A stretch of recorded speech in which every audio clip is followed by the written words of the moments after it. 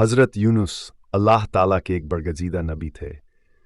आपके वालिद का नाम माता था और आपका ताल्लुक बनी इसराइल की कौम से था।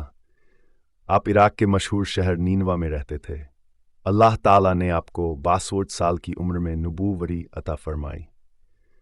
आप कई सालों तक नीनवा के लोगों को अल्लाह का संदेश देते रहे, मगर उन्होंने आपकी बात पर ध्यान नहीं दिया और अपने गुमराह रास्ते पर चलते रहे। उनकी ज़िद और नाफरमानी से हज़रत यूनुस सलाम बहुत दुखी हो गए। उन्होंने गुस्से में अपने कौम के लिए अज़ाज़ा की दुआ की और वहाँ से निकल पड़े। जब आप दरियाए फुरात के किनारे पहुँचे तो एक जहाज़ सवारियों से भरा रवाना होने के लिए तैयार था। आप भी उसमें सवार हो गए। जहाज़ कुछ ही दूर गया था कि तेज़ तूफान आने लगा।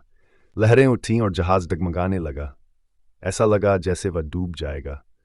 जहाज़ के सवारों ने अपने यकीन के मुताबिक कहा, लगता है कोई ऐसा शख्स हमारे साथ है जो अपने मालिक से भागा हुआ है। जब तक उसे जहाज़ से बाहर नहीं निकाला जाएगा, हमें अमन नहीं मिलेगा।